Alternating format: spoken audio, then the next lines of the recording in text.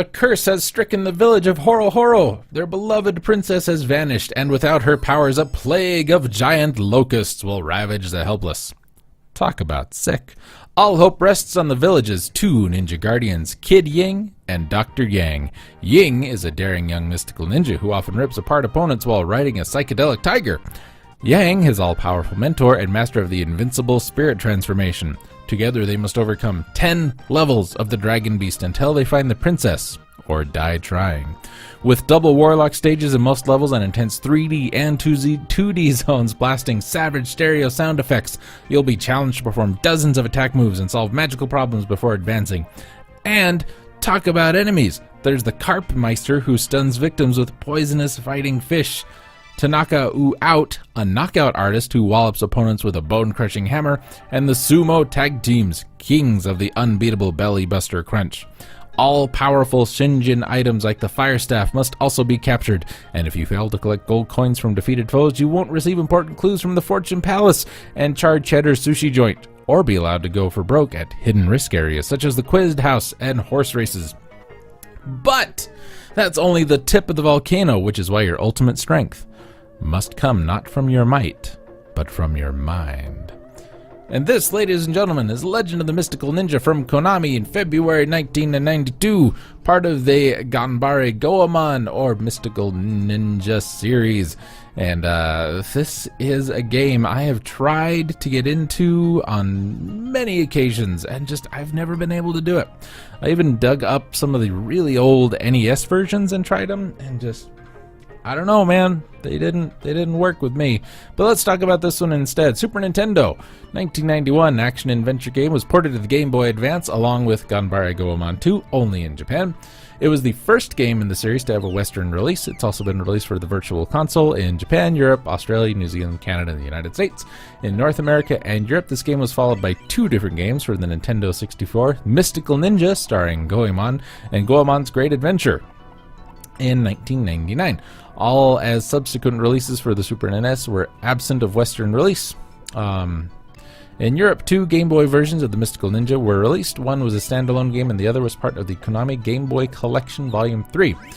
Although both characters, Kid Ying and Dr. Yang, have different weapons and learn different attacks, they function identically.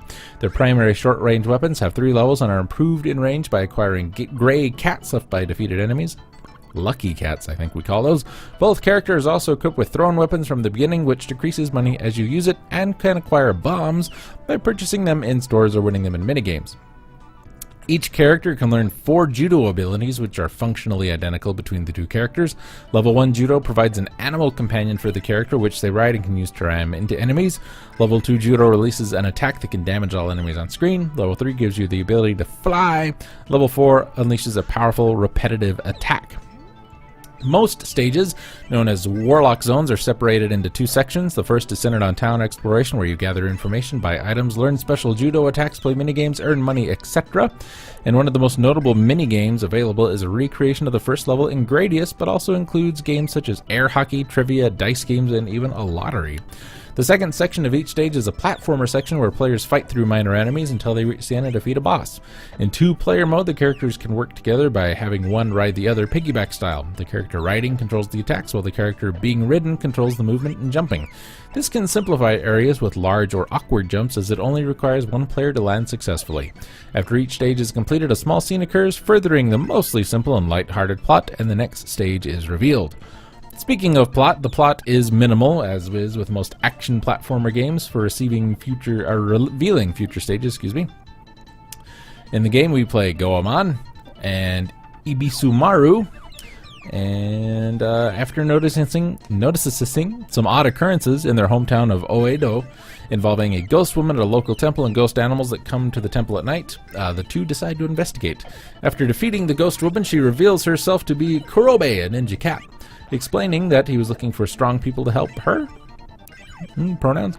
Then offer the duo money and tells them to search for their boss Koban on Shikoku Island. Upon arrival, they find Hiokoto dancers in town during a festival, of whom some of the townspeople are suspicious. After finding and defeating the Lantern Man, leader of the evil dancers, they rescue Koban, who informs them that Princess Yuki, daughter of the Empire, is believed to have been kidnapped by an odd group of mimes and clowns and counterfeiters known as the Otafu Army. Ninja Cats were unable to investigate further because the devices the army has that disable their shape-shifting powers. He directs the two to Awaji Island, where Goemon and Ibisumaru find that the army has set up a bizarre, anachronistic amusement park. And I'm not going to get into any more of it because it's starting to get complicated. The game was critically acclaimed in 1992, Superplay stated. Still one of the best games for the system, if you like this sort of thing, mixing RPG adventure-style wandering with side-on platform action. It's got some wonderful oriental music, beautifully drawn graphics, and is supremely addictive challenge. In 2010, the game was included as one of the titles in the book 1001 Video Games You Must Play Before You Die. Games Radar ranked it as the 45th best Super Nintendo game for its stellar, ancient Japan-inspired soundtrack, beautiful graphics alive with color, and just enough challenge to make it a very addictive affair. It's not breaking down any barriers for platforming or RPGs, but it's definitely one of the top games on the Super Nintendo.